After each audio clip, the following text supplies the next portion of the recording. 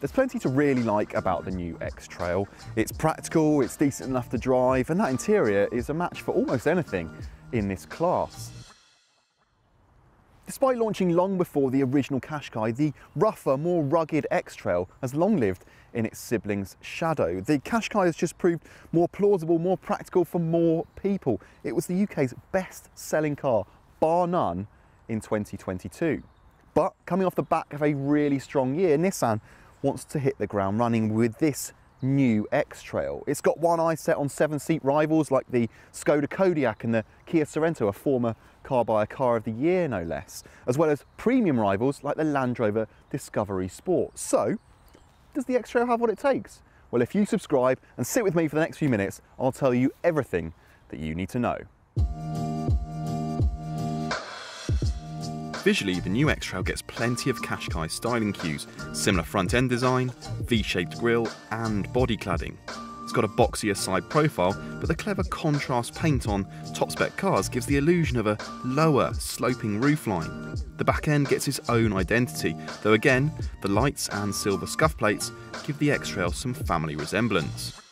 In here, the X-Trail is not only a good chunk more plush than the Qashqai, it's also much nicer than what came before, or at least it is if you step up through the trim structure. There are 5 specs to choose from, but you'll need to step up to at least the third of those, the N connector, if you want this lovely 12.3-inch display. And I can't believe I'm saying this, the base car doesn't even get a touchscreen. You get a kind of dot matrix old-fashioned radio in 2023. And for that reason alone, we would step up to the mid-grade car. This screen, it's lovely and responsive, which is not something we would have said of old Nissan systems. It's got all the bits and bobs that you want in there, including wireless Apple CarPlay and Android Auto. That mid-spec N connector also brings you these lovely 12.3-inch digital dials. The graphics and the fonts are a bit old-fashioned. It looks like they're using Nissan fonts from, well, the original Leaf over a decade ago, but all the information's there. You've got everything nice and easy to read. And again, if you step up one more to the Techno, you get a full colour 10.8-inch head-up display. Honestly though, it's the N connector that we would recommend, as it just represents a really nice balance of kit versus value. Quality overall is pretty good. It's much nicer than the Qashqai and a big step up over what went before. There are a few suspect bits of trim along here, and we're not too sure about this naff looking fake wood on the dashboard, but just in general it isn't too bad in here. And you've got lovely big climate controls there to adjust the temperature and the fan speed. All really nice, all really easy to use. In terms of storage, you've got a big bin under here that's useful for loads of odds and ends. You can store your mobile phone down there. The glove box isn't too big, and actually neither are the door bins. We're not going to run through all the specs on here. As always, those can be found at carbuyer.co.uk. Just use the drop-down menus on the homepage to search for Nissan X-Trail. But as discussed, we do think it's worth stepping up to at least the mid-range N connector. This brings you that large infotainment screen and digital dials, plus smartphone connectivity, connected services, and Nissan's fantastic around view monitor. That's on top of things like LED headlights, climate control, and 18-inch alloys. Top-spec Techno Plus cars get diamond-cut alloy wheels, quilted leather, and a 10-speaker Bose stereo. But here's the thing, as much as all of that is really nice, practicality is king in this area of the market, and well, on first impressions, the X-Trail does very well in this regard. It's available with either 5 or 7 seats, the latter commanding a premium of roughly £1,000, depending on which trim you go for. The further up the trim structure you go, the more it costs, but give or take £1,000. Now, the 7-seat version, you do get 2 chairs in the back, but those are only really suitable for kids. Unfortunately, we can't show you that today. But in terms of space in the middle row, in the second row, in the 5-seat version, there is loads of knee room, and headroom is decent as well. These seats slide. There's loads of play in those as well, so you can have them all the way forward or all the way back. But of course, if you have them all the way forward, then there is a big drop in the boot floor, so not actually as practical as it sounds. This Techno version, you get climate control in the back, and you've got heated seats on the outer 2 chairs, as well as a couple of USB ports. So whether you're a child or an adult, you're pretty well catered for. And on to boot space. Now this is the 5-seat version, but go for the 7-seat model, and well, you're not going to get more than a few soft bags behind that third row, certainly not the trusty car buyer suitcase. Fold those seats down in the 7-seat version and you've actually only got 485 litres, which, given how big and boxy this car is, that's not particularly impressive. 5-seat versions, as we've got here, do increase that volume by 100 litres, but even still, not close to something like a Skoda Kodiaq or a Kia Sorento. Fold the seats down and you've only got 1,500 litres. That's not much more than a Qashqai. But I say this in jest because actually, on paper is one thing, in real life is another, and I'm certainly not struggling to put this suitcase in the back, and actually if you fold the seats down, I'm sure you would easily get a bike in there and tip trips would be no problem whatsoever. If the X-Trail's practicality leaves a few question marks, then so might the engine range. The lineup is auto only and starts with a 161 brake horsepower petrol with a small dose of mild hybrid assistance.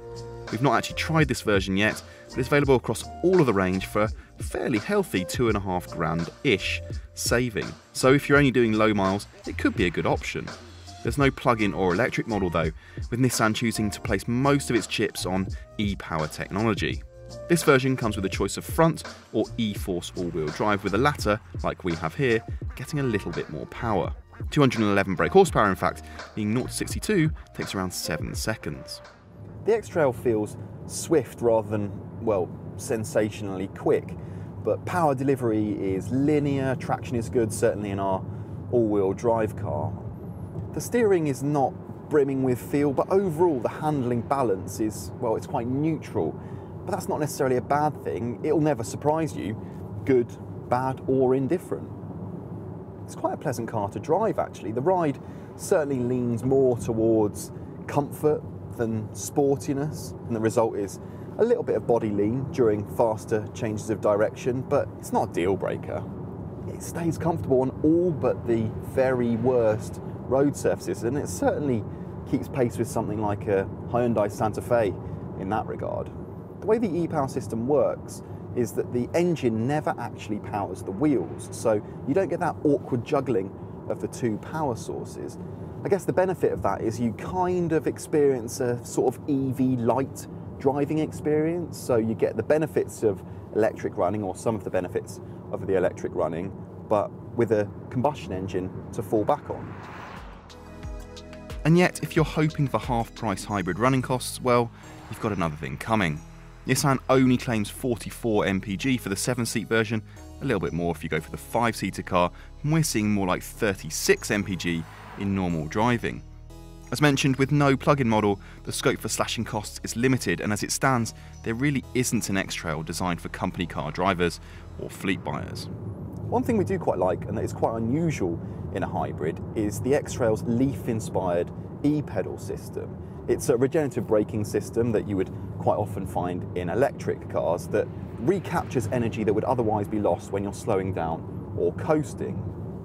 It actually works really nicely and brings the car down to pretty much crawling pace, which means you only really need to use the brake pedal when you want to come to a complete stop. It's so slick, and well, it's obvious that Nissan has been perfecting this tech for over a decade. Go on then, let's have some deal makers and deal breakers.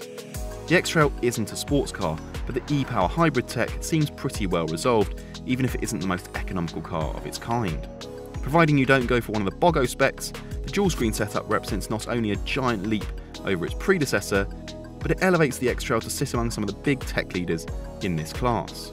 And our final deal maker is how spacious this new X-Trail feels. On paper it isn't the biggest car in its segment, but in day-to-day use it should be more than practical enough for most modern families. But while we mention the engine as a deal maker, there's no avoiding its limited appeal for company car drivers. No plug, no dice. It's unlikely to win many fans with its real-world MPG either. And finally, it's a shame that you have to step up through the range to get bits of equipment that would elsewhere be deemed essential kit. The touchscreen should be a given in this day and age. There's plenty to really like about the new X-Trail. It's practical, it's decent enough to drive, and that interior is a match for almost anything in this class. And some might say actually that its boxier, kind of more rough and ready styling gives it more presence than the cuter, more compact Qashqai. But there's no avoiding the fact that, well, if you climb the trim structure, it really is quite expensive. This one is £46,000. And I know not everyone wants an EV, but I'm sorry, the absence of any true electrification, I mean something with a plug, that is going to limit its current and future mainstream appeal. If you like this video, then why not watch our review of the Kia Sorento or our Family Cars playlist. Thanks for watching.